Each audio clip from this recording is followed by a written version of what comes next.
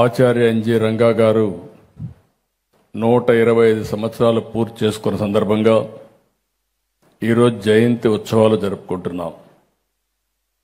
అదేవిధంగా ఈరోజు మనం ఆలోచిస్తే వందే మాతరం గీతాన్ని రచించిన రోజు ఈ రోజుకి 150 సంవత్సరాలు అవుతుంది. అది కూడా నవంబర్ 7వ తారీఖున ఆ గీతాన్ని ఆయన ఆ రోజు ఆలపించారు. అదే సమయంలో ఎన్జి రంగారావు కూడా అదే రోజున పుట్టారు. ఈ రెండు కోయిన్సిడెన్స్ అయినా ఇది ఒక చరిత్ర అని చెప్పి మరొక్కసారి మీ అందరికీ తెలియజేస్తున్న ఒక హిస్టరీ ఇది. ఎందుకంటే మనం 1875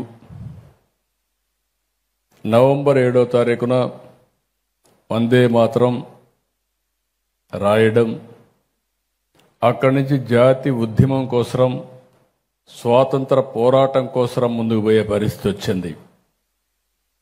అదే సమయంలో 1900లో ఇదే రోజు నవంబర్ 7వ తారీఖున రంగా గారు పుట్టారు. ఈయన కూడా స్వాతంత్ర పోరాటంలో పోరాడి ఈరోజు ఏదైనా స్వాతంత్ర పోరాట యోధుల గురించి మాట్లాడుకుంటే అందులో అగ్రస్థానంలో ఎన్జి రంగా గారు ఉంటారని చెప్పి మరొకసారి మీ అందరికీ విజ్ఞప్తి చేసుకుంటున్నాను. ఆయన బాగా చదువుకున్నాడు. ఆంధ్ర క్రిస్టియన్ కాలేజ్ దగ్గర నుంచి ఆక్స్ఫోర్డ్ వరకు చదువుకున్నారు. ఆర్థిక శాస్త్రంలో పట్టా తీసుకుని ఆర్థిక శాస్త్ర ప్రొఫెసర్గా ఆయన రాణించారు. కానీ ఆ రోజు ఉద్యోగం చేయాలంటే బ్రహ్మాండంగా చేసుకోండొచ్చు, కానీ గాంధీజీ పిలుపు అందుకుని ఆయన స్ఫూర్తిగా తీసుకుని 1929 సంవత్సరాల్లో సహాయ నిరాకరణ ఉద్యమంలో అడుగుపెట్టాడు. 1930లో సెంట్రల్ అసెంబ్లీలో ప్రవేశించి దేశం గురించి బలమైన వాదనలు వినిపించారు. సైమన్ కమిషన్కు వ్యతిరేకంగా పోరాడారు. రౌండ్ టేబుల్ సమావేశంలో పాల్గొని రైతు సమస్యల గురించి బ్రిటిష్ పాలకులకు వినిపించే విధంగా, తెలిసే విధంగా అనేక సందర్భాల్లో పోరాటాలు చేశారు. క్విట్ ఇండియా ఉద్యమం, ఆ సమయంలో జైలు జీవితాన్ని గడిపిన త్యాగమూర్తి ఎన్జి రంగా గారు. చిన్నప్పటి నుంచి వ్యవసాయ కుటుంబంలో పుట్టారు. రైతులంటే ఎంతో ఇష్టం. 1933 అంటే 33 ఏళ్లలోనే ఎన్జి రంగా గారు ఆంధ్ర రైతాంగ ఉద్యమాన్ని ముందు నడిపించారు. వెంకటగిరి జమీందారు అణచివేతకు వ్యతిరేకంగా రైతులకు అండగా పోరాడారు. ఇంకొక పక్కన 1934లో నిడుబ్రోల్లో దేశంలోనే మొట్టమొదటిసారిగా రైతులకు శిక్షణా పాఠశాలలు పెట్టి నిర్వహించిన వ్యక్తి. 1936 అఖిల భారత కిసాన్ సభ స్థాపించి దేశవ్యాప్తంగా తిరిగారు. అనేక మీటింగ్లు పెట్టారు. రైతు ఉద్యమాల్లో ఆ రోజుట్లోనే ఒక పక్క దేశం కోసం స్వాతంత్ర సమరంలో పోరాడారు. అదే మరి రైతు ఉద్యమాల్లో రైతుల కోసం ఎనలేని సేవలందించారు. ఆయన ఎప్పుడు కూడా రైతుల హక్కుల కోసం, వ్యక్తిగత స్వేచ్ఛ కోసం ఎన్నో పోరాటాలు చేశారు. రైతు భూములను ప్రభుత్వం సామూహికంగా ఆస్తుల్ని మార్చే కుట్రల్ని 1959 నాగ్పూర్ తీర్మానం ద్వారా రంగా గారు గట్టిగా వ్యతిరేకించారు. 1971 ప్రజాస్వామ్య బలగాలను ఏకం చేసే ప్రయత్నంలో ప్రధాన పాత్ర పోషించారు. ఆయన జీవితంలో కీలక ఘట్టం 1964 17వ రాజ్యాంగ సవరణకు వ్యతిరేకంగా పార్లమెంట్లో ప్రసంగించి రైతు భూమిని కట్టడి చేసే చట్టాన్ని ఆపారు. అది ఒక చరిత్ర. అదే సమయంలో మీరు ఒకసారి చూస్తే సాక్షాత్తు ఆనాటి నెహ్రూ ప్రధానమంత్రిగా ఉండి ఈయన ఒత్తిడికి తలవొగ్గారు. రంగాజీ, పార్లమెంట్లో ఉన్నంతకాలం భారత రైతు ధైర్యంగా నిద్రపోవచ్చు, అది మీ ఒక్కరికే సాధ్యమని చెప్పిన వ్యక్తి ఎన్జి రంగా గారు. ఎన్జి రంగా గారి జీవితం ఒక పోరాటమే కాదు, ఆయనలో ఒక రచయిత, శాస్త్రవేత్త, తత్వవేత్త ఉన్నారు. అందుకే ఆయన 65 పుస్తకాలు రాశారు ఇంగ్లీష్లో, 15 తెలుగులో రచనలు చేశారు. ప్రపంచ రాజ్యాంగ రూపకల్పన ఉద్యమంలో పాల్గొని వరల్డ్ కాన్స్టిట్యూంట్ అసెంబ్లీ ప్రక్రియలో సంతకం చేశారు. ఎన్జి రంగా పోరాటాలకు, సేవలకు ఎన్నో అవార్డులు వచ్చాయి. పద్మ విభూషణ అవార్డు వచ్చింది. ఆ రోజు ఇవన్నీ చూసిన తర్వాత నేను ముఖ్యమంత్రి అయిన మొదట్లో హైదరాబాద్ అగ్రికల్చర్ యూనివర్సిటీ ఉంటే ఆ యూనివర్సిటీకి ఎన్జి రంగా గారి పేరు పెట్టి ఆ యూనివర్సిటీ ముందుకు తీసుకుపోయాం. ఆ తర్వాత రాష్ట్రం విడిపోయిన తర్వాత కొత్త రాష్ట్రం వస్తే ఎన్జి రంగా గారి యూనివర్సిటీ పేరు మార్చారు. అప్పుడు నేను ఆలోచించి ఇది సెంట్రల్ గవర్నమెంట్ శాంక్షన్ చేస్తే ఇక్కడ యూనివర్సిటీ పెట్టి మళ్ళీ రంగా గారి పేరు పెట్టింది ఆ రోజున్న ప్రభుత్వం, తెలుగుదేశం ప్రభుత్వం అని చెప్పి కూడా నేను మీకు తెలియజేస్తున్నా. ఇది ఎందుకు చేశామంటే ఇవన్నీ కూడా ఒక నాయకుడికి మనం ఇవ్వాల్సిన గౌరవం, ఒక భావితరాలకు ఒక స్ఫూర్తినిచ్చే విధంగా మనం ముందుకు పోవాల్సిన అవసరం ఉంది. ఈరోజు ఆయన్ని చూస్తే 50 సంవత్సరాలు సుదీర్ఘంగా, అంటే గిన్నెస్ రికార్డులు కూడా ఎక్కారు. ఏకైక పార్లమెంటు మెంబర్, జీవిత కాలంలో 50 సంవత్సరాలు పార్లమెంటు మెంబర్గా ఉన్న వ్యక్తి ఎన్జి రంగా గారు. ఆయన సుదీర్ఘ రాజకీయ జీవితంలో ఎలాంటి ఆరోపణలు లేవు. ఇంకొక పక్కన పదవులు కూడా కోరుకోలేదు. తెనాలి, చిత్తూరు, శ్రీకాకుళం, గుంటూరు ఎక్కడి నుంచి పోటీ చేసినా, ఏ పార్టీలో పోటీ చేసినా గెలుపు ఎన్జి రంగా గారిది అయిందంటే అది ప్రజానాయకుడి యొక్క గొప్పతనమని మరొక్కసారి మీ అందరికీ విజ్ఞప్తి చేస్తున్నాను. అందుకే 1995లో రంగా గారు మనకందరికీ దూరం అయ్యారు. నాకు కూడా కొంత అనుబంధం ఉంది. నేను ఎంఏ ఎకనామిక్స్ చేసి రూరల్ డెవలప్మెంట్ మీద పిహెచ్డి చేయాలనుకుంటే అప్పటి వరకు ఉండే నాయకుల్లో గ్రామీణ ప్రాంతానికి రీసెర్చ్ చేసిన వాళ్ళు కానీ వాళ్ళ ఆర్థిక పరిస్థితులు అధ్యయనం చేసిన వారు చాలా తక్కువ. అందులో ఎన్జి రంగా గారు ముందుంటే నేను ఆయన స్ఫూర్తిదాయకమైన ప్రసంగాలన్నీ తీసుకొని, ఆయన చేసినట్టన్నీ కూడా తీసుకొని నేను ఆ రోజు నా పిహెచ్డి కూడా దోహదం చేసే విధంగా ప్రయత్నం చేశానని చెప్పి కూడా నేను మీకు తెలియజేస్తున్నా. అలాంటి మహనీయుడు ఎన్జి రంగా గారు. అయితే ఆ రోజు ఆయన చేసిన పోరాటం మనం చూసాం. అనేక పోరాటాలు చేశారు. ఓసారి మనం విన్నాం, స్వాతంత్రం కోసం పోరాడే సమయంలో భార్యాభర్తలు ఎంత ఆదర్శంగా ఉంటారనే దానికి ఎన్జి రంగా గారు ఒక ఉదాహరణ. ఎన్జి రంగా గారు, భారతీదేవి గారు ఆయన సతీమణి, ఇద్దరు కూడా ఆలోచించుకుని పిల్లలు పుడితే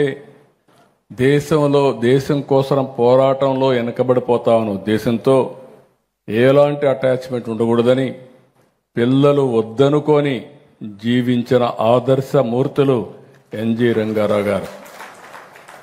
ఆ తర్వాత దత్తత తీసుకున్నారు నాగేశ్వరరావు గారిని. నాగేశ్వరరావు గారు దత్తత తీసుకుంటే నేను 1878లో ఎమ్మెల్యే అయినప్పుడు, మంత్రి అయినప్పుడు ఆయన కూడా మంత్రిగా పనిచేశాడు. అది ఈ కుటుంబంతో నాకుండే అనుబంధం అని చెప్పి కూడా నేను మీకు తెలియజేస్తున్నా. ఈరోజు మనందరం గుర్తుపెట్టుకోవాల్సింది, రైతులు ఇబ్బందులు స్వాతంత్రం కంటే ముందు ఉన్నాయి, మళ్ళీ ఇప్పుడు కూడా ఉన్నాయి. ఈ రెండు విషయాలు మనం బేరే చేసుకోవాల్సిన అవసరం ఉంది. అందుకే ఈ ప్రభుత్వం ఎప్పుడు కూడా తెలుగుదేశం ప్రభుత్వం, ఇప్పుండే ఎన్డీఏ ప్రభుత్వం రైతుల సంక్షేమం కోసం కట్టుబడి ఉన్నాం.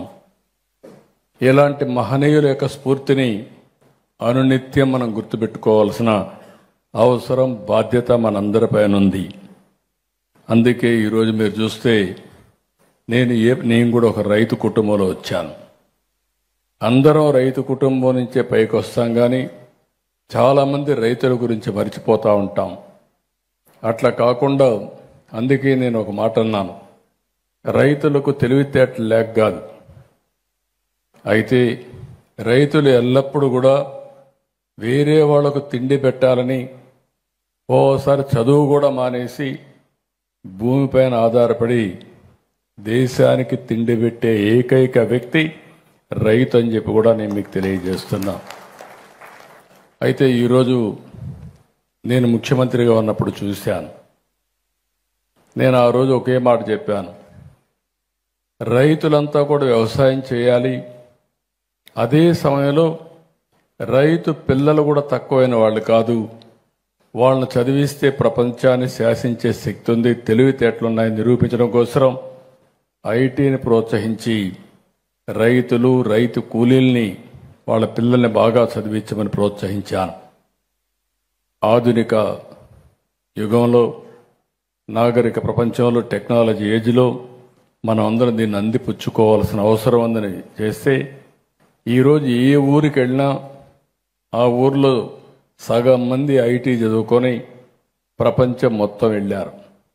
25 సంవత్సరాల సమయం, 25 సంవత్సరాల సమయంలో మీరు చూస్తే ప్రపంచంలో ఆ దేశంలో ఉండే వాళ్ళకంటే ఎక్కువ ఆదాయాన్ని సంపాదించే ఏకైక వ్యక్తులు తెలుగు రాష్ట్రాల నుంచి వచ్చినటువంటి రైతు పిల్లలు, రైతు కూలీల పిల్లలని చెప్పి కూడా నేను మీకు తెలియజేస్తున్నా.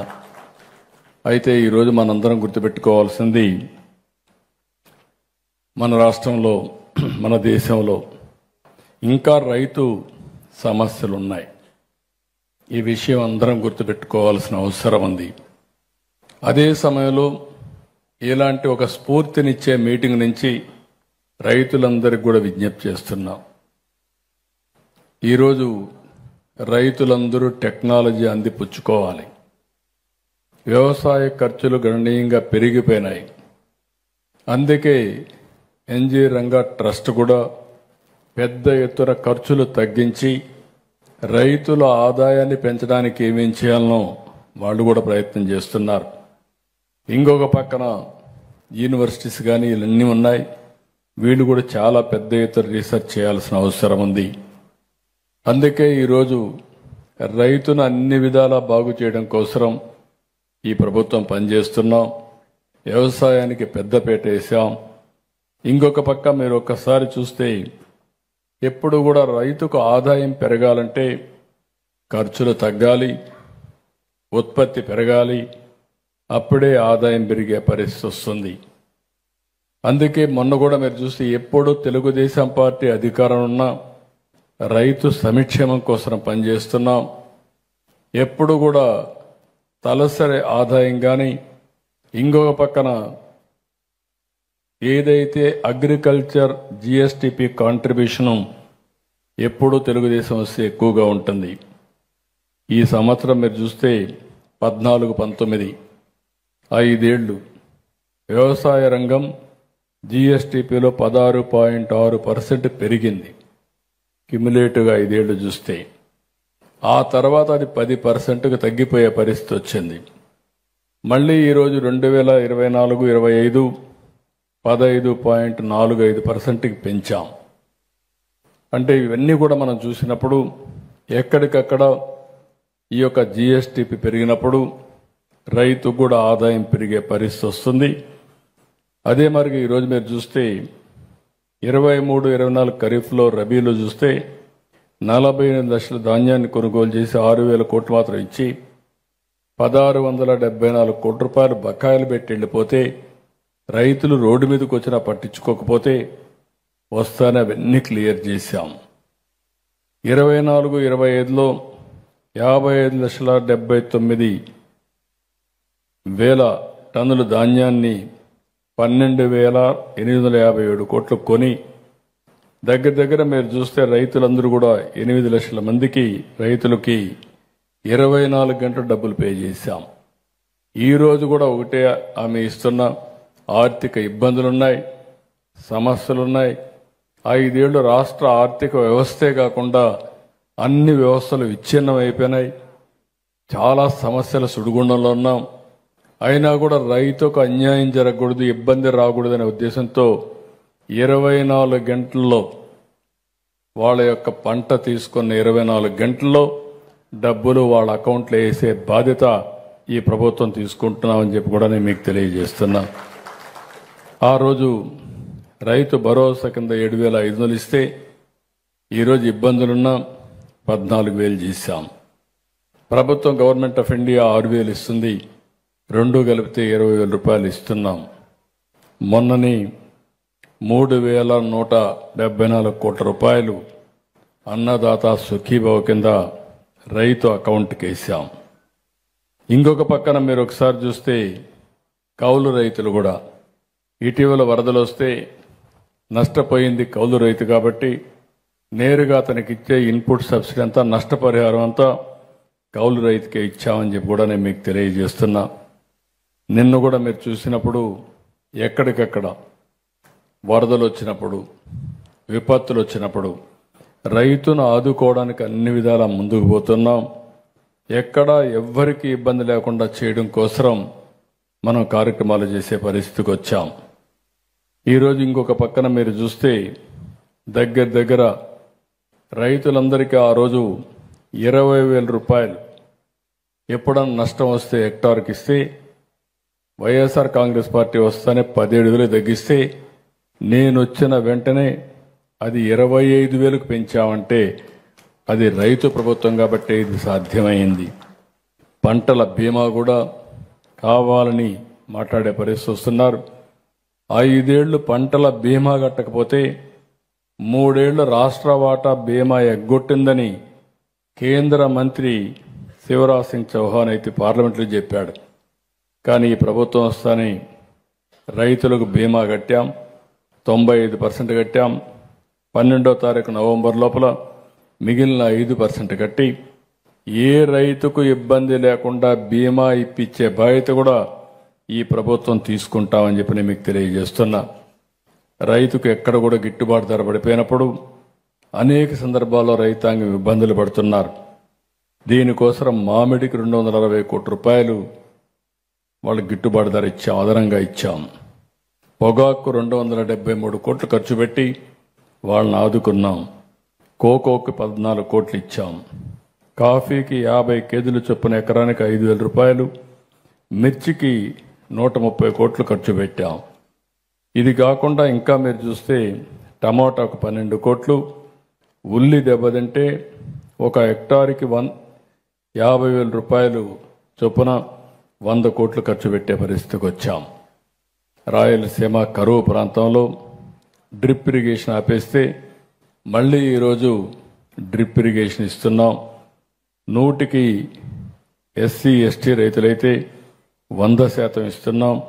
మిగిలిన వాళ్ళందరికీ 50 నుంచి 90% ఇచ్చే పరిస్థితికి వచ్చాం. నేను ఒకటే ఆలోచిస్తున్నా, రైతాంగానికి కూడా విజ్ఞప్తి చేస్తున్నా. ఓసారి మీరు కొంతమంది కౌలు రైతులు కూడా ఎక్కువ భూమి తీసుకోవడం, కౌలు చేయడం, అప్పులు ఎక్కువ చేయడం, అప్పులు తీర్చలేక ఆత్మహత్యలు కూడా చేసుకునే పరిస్థితికి వస్తున్నారు. ఇలాంటివి వచ్చినప్పుడు ఎంత చేయగలుగుతామో అంతే చేయడం, ఏ రైతు కూడా అధైర్యపడద్దని చెప్పి మరొకసారి విజ్ఞప్తి చేస్తున్నా. ఓసారి ఇబ్బందులు వస్తాయి, ఇబ్బందులు వచ్చినప్పుడు ధైర్యంగా ఫేస్ చేయాలి తప్ప ఆత్మహత్యలు చేసుకోవడం పరిష్కారం కాదు. ఈ విషయం కూడా రైతాంగం మొత్తం గుర్తుపెట్టుకోవాల్సిన అవసరం ఉంది. ఈ ప్రభుత్వం చాలా స్పష్టంగా ఉన్నాం. మీకు ఒకటే విజ్ఞప్తి చేస్తున్నాను, ప్రతి ఒక్క విషయంలో కూడా మీకు అండగా ఉంటాం. రైతులకి పావలా వడ్డీకే రుణాలు ఇప్పించడం కోసం దానికి కూడా బడ్జెట్లో డబ్బులు పెట్టాం. ఇలాంటి కార్యక్రమాలే కాకుండా ఏ రైతు కూడా ఇబ్బంది పడకుండా ఉండడానికి ఏమేం చేయాలో అన్ని కార్యక్రమాలు చేస్తున్నాం. ఇంకొక పక్కన మీరు చూస్తే సాగునీరు, రైతుకు కావాల్సిన వ్యవసాయం జరగాలంటే ఎక్కడికక్కడ సాగునీరు ఉండాలి. నీరుంటే వ్యవసాయం సుజావుగా జరుగుతుంది. అందుకని ఈ సంవత్సరం నాకు చూసినప్పుడు ఈ ప్రభుత్వం తీసుకున్న అన్ని జాగ్రత్తల వల్ల మైన్ ఇరిగేషన్ ట్యాంకులు కానీ, మీడియం ఇరిగేషన్ ట్యాంకులు కానీ, అదే మరిగా మేజర్ ఇరిగేషన్ రిజర్వాయర్స్ కానీ అన్నిట్లో నీళ్లు పెట్టే పరిస్థితికి వచ్చాం. 95% ట్యాంకుల్లో రిజర్వాయర్లు నీళ్లున్నాయంటే దగ్గర దగ్గర 1100 టీఎంసీ నీళ్లు మనం జలాశయాల్లో పెట్టుకోవాల్సి వస్తే దగ్గర దగ్గర 1000 టీఎంసీ నీళ్లు జలాశయాల్లో ఉన్నాయంటే అది తెలుగుదేశం ప్రభుత్వం ఎన్డీఏ ప్రభుత్వం తీసుకున్న జాగ్రత్త చొరవ అని చెప్పి కూడా నేను మీకు తెలియజేస్తున్నా. ఒకప్పుడు రిజర్వాయర్ అన్నీ కూడా ప్రమాదంలో ఉండేటివి. కనీసం గేట్లు కూడా మెయింటైన్ చేయలేని పరిస్థితికి వచ్చారు. ఈరోజు ఎక్కడ చూసినా ఏ ప్రాజెక్టుకు కూడా డబ్బులు ఖర్చు పెట్టి ముందు జాగ్రత్తగా మెయింటైన్ చేస్తున్నాం. నేను ఒకటే ఆలోచిస్తున్నాను, రాష్ట్రానికి ఒకప్పుడు 2 సమస్యలు ఎక్కువ ఉండేటివి. నేను కూడా సుదీర్ఘ రాజకీయాలు నేను చూశాను. రాయలసీమ మొత్తం ఎక్కడికక్కడ కరువు, ఓసారి నీళ్లు లేకుండా కనీసం తాగడానికి నీళ్లుండవు. 10 సంవత్సరాలు పంట వేస్తే 8 సంవత్సరాలు ఎండిపోయే పరిస్థితి. అలాంటిది ఈరోజు ఎన్టీ రామారావు గారి స్ఫూర్తితో అన్ని రిజర్వాయర్లు పూర్తి చేయగలిగాం. రాయలసీమలో మొత్తం ఒక చరిత్ర రాయడానికి శ్రీకారం చుట్టిన పార్టీ ఈ తెలుగుదేశం పార్టీ అని చెప్పి కూడా నేను మీకు తెలియజేస్తున్నా. నేను ఒకటే నా జీవితంలో ఆలోచిస్తున్నాను, ఈ రాష్ట్రంలో ఒక సమస్య కరువుని శాశ్వతంగా నివారించడానికి కార్యక్రమాలు చేపట్టాం. అది సమర్థవంతంగా చేయగలుగుతాం. రెండో పక్కన తుఫాన్లు కూడా వస్తూ ఉంటాయి. రైతు నష్టపోయేది రెంట్తో నష్టపోతున్నారు. మూడోది మీరు ఒకసారి ఆలోచిస్తే పండించిన పంట అనేక కారణాల వల్ల గిట్టుబాటు ధర రాకుండా పోవడం. ఈరోజు ప్రజల్లో కూడా ఒక పక్కన నిన్నే చూశారు మీరు, మన రాష్ట్రంలో తుఫాన్ వస్తే ఆ తుఫాన్ అయితే రాష్ట్రాన్ని అతలాకుతలం చేసే పరిస్థితి వస్తే దాని నుంచి ఏ విధంగా బయటపడాలని ఆలోచించినప్పుడు టెక్నాలజీని పర్ఫెక్ట్ చేసి ప్రాణ నష్టాన్ని పూర్తిగా తగ్గించగలిగాం. ఇంత పెద్ద తుఫాన్ వస్తే 2 చనిపోయారంటే అది కూడా మేము ఎన్ని చెప్పినా వినకుండా తెల్లవారితో నిద్రలేసి మామూలుగా వాళ్ళు చేసే మార్నింగ్ కాల్స్ కోసం బయట పోవడం. ఇంకొక అతను ఎన్ని చెప్పినా వినకుండా సముద్రంలో ఒక చిన్న బోట్ ఉంటే దాన్ని బయట దగ్గర తెచ్చుకోవాలని చెప్పి పోవడం. వీళ్ళిద్దరూ చనిపోయే పరిస్థితి వచ్చింది. వాళ్ళు కూడా చనిపోకూడదనేది నా కోరిక. అదే సమయంలో చాలా వరకు రిజర్వాయర్స్ అన్ని మేనేజ్ చేశాం. ఎంత వర్షం పడుతుందో చూసాం, ఫ్లడ్ మేనేజ్మెంట్ చేశాం, ఇంటింటికి అలర్ట్ చేశాం, ప్రతి ఒక్కరి ఇంటికి వెళ్ళి జాగ్రత్తలు చెప్పాం. దీనివల్ల కొంతవరకు ఆస్తి నష్టాన్ని పూర్తిగా ప్రాణ నష్టాన్ని కాపాడింది ఈ ప్రభుత్వం అని చెప్పి కూడా నేను మీకు తెలియజేస్తున్న. భవిష్యత్తులో కూడా ఇదే విధంగా ముందుకు పోతాం. అదే సమయంలో మన రైతాంగానికి అందరికి పిలిపిస్తున్నా, ఎంతోమంది త్యాగాలు చేశారు, ఎంతోమంది నాయకులు రైతుల కోసం పనిచేశారు. ఈరోజు ప్రపంచం మొత్తం ఆహారపు అలవాట్లు కూడా మారిపోయినాయి. ఒకప్పుడు ప్రతి ఒక్కరు కూడా రైసే తినేవాళ్ళం. ఒకప్పుడు ఎన్టీ రామారావు గారు తెలుగుదేశం పార్టీ పెట్టక మునుపు రాయలసీమలో రైస్ కూడా తినేది వాళ్ళు కాదు, రాగులు సజ్జలు జోనులే తినేవాళ్ళు. ఫస్ట్ టైం అన్నం తినే పరిస్థితి వచ్చిందంటే అది ₹2 కేజీ బియ్యంతో ప్రారంభమైంది. ఇది వాస్తవం. అయితే ఈరోజు మీరు ఇంకొకసారి ఆలోచిస్తే ఎక్కడికక్కడ ఆహారపు అలవాట్లు మారిపోతున్నాయి. రైస్ తినేవాళ్ళు తగ్గిపోతున్నారు. ఎందుకంటే ఈ రోజంతరం కూడా ప్రోటీను లేకుంటే కార్బోహైడ్రేట్స్ తగ్గించి న్యూట్రిషియస్ ఫుడ్కి వెళ్ళిపోయే పరిస్థితికి వస్తూ ఉంది. అందుకే రాష్ట్రంలో కూడా రైతాంగం మారాల్సిన అవసరం ఉంది. ఆ మార్పు కోసమే రాయలసీమని ఒక హార్టికల్చర్ హబ్గా, కోస్టల్ ఆంధ్రప్రదేశ్ని ఒక అక్వాకల్చర్ హబ్గా, వాణిజ్య పంటలకు ఎక్కువ ప్రాధాన్యత ఇచ్చి ప్రపంచంలో మారిన ఆహారపు అలవాట్ల ప్రకారం మనం కూడా పంటల మార్పిడి చేసుకోవాల్సిన అవసరం ఉంది. ఇంకొక పక్కన మనం ఒకసారి ఆలోచిస్తే మనం పండించిన పంటలు కొన్ని దేశాలు దిగుమతి చేసుకోవడానికి కూడా ఇష్టపడడం లేదు. దానికి కూడా కారణం ఉంది, మనం ఎక్కువ ఎరువు వేస్తున్నాం. ఇంకొక పక్క క్రిమి సంహారక మందులు ఎక్కువ కొడుతున్నాం. ఈ రెంటి వల్ల ఆ దేశాల్లో టెస్టులు వచ్చేసాయి. ఒకప్పుడు టెస్ట్ చేయడానికి అవకాశం లేదు కాబట్టి తినేసేవాళ్ళు, కానీ ఇప్పుడు టెస్టులు వచ్చిన తర్వాత రిజెక్ట్ చేసేస్తున్నారు. మీరందరూ గుర్తుపెట్టుకోవాలి, ఇటీవల పంజాబ్, ఒకప్పుడు ఆంధ్ర పంజాబ్ 2 రాష్ట్రాలు దేశానికి అన్నపూర్ణ. తిండి కావాలంటే ఈ రాష్ట్రాల నుంచి బియ్యం రావాలి, అప్పుడే మనం అందరం కూడా అన్నం తినేవాళ్ళం. అలాంటిది ఈరోజు పంజాబ్లో ఒక ట్రైన్ ప్రతిరోజు ఒక 2 ట్రైన్లు ఢిల్లీకి వెళ్తాయి. ఢిల్లీకి ఎందుకు వెళ్తాయంటే క్యాన్సర్ పేషెంట్లు తీసుకొని ఢిల్లీకి ట్రీట్మెంట్ తీసుకుపోయే పరిస్థితికి వచ్చింది. అంటే మనం పండించే పంట ఎంత ప్రమాదమో మనం గుర్తుపెట్టుకోవాల్సిన అవసరం ఉంది. అందుకే నేను 15-16 ప్రాంతంలోనే నేచురల్ ఫార్మింగ్కి, ప్రకృతి సేద్యానికి ముందుకు పోయాం. మంచి ఫలితాలు వస్తున్నాయి. ఈరోజు ప్రపంచంలోనే నేచురల్ ఫార్మింగ్ ఎక్కువ పండించే రాష్ట్రం ఆంధ్రప్రదేశ్ రాష్ట్రం. అలాంటి రాష్ట్రంలో మీరు మళ్ళీ ఒకటేసారి చెప్తున్నా, దానికి అగ్రిటెక్ను కూడా జోడిస్తాం. ఇప్పుడు డ్రోన్స్ వచ్చాయి. డ్రోన్స్ వల్ల మీరు ఒకసారి చూస్తే అవసరమైతేనే ఈ యొక్క పురుగు మందు వాడతాం, అవసరం లేకపోతే వాడాల్సిన అవసరం లేదు. ఇంతవరకు రైతులందరూ ఒకటే గుర్తుపెట్టుకోవాలి, ఎవరైతే పెస్టిసైడ్స్ పెట్టుకున్న షాప్ వాళ్ళు చెప్తే ఎన్నిసార్లు కొట్టాలనో కొట్టే పరిస్థితిలో ఉన్నాం. పురుగు ఉందా లేదో చూడంగానే అలవాటు ప్రకారం 4-5 సార్లు 5-6 సార్లు కొట్టే పరిస్థితికి వస్తూ ఉంది. ఇవన్నీ కూడా మనలో చైతన్యం రావాలి. టెక్నాలజీ వచ్చింది. అందుకనే ఈరోజు డ్రోన్స్ కూడా నేను వినియోగించడం కోసం ఎక్కడికక్కడ డ్రోన్ పంపించి ఎప్పటికప్పుడు పెస్ట్ ఉంటేనే అక్కడ పెస్టిసైడ్స్ అప్లై చేస్తాం.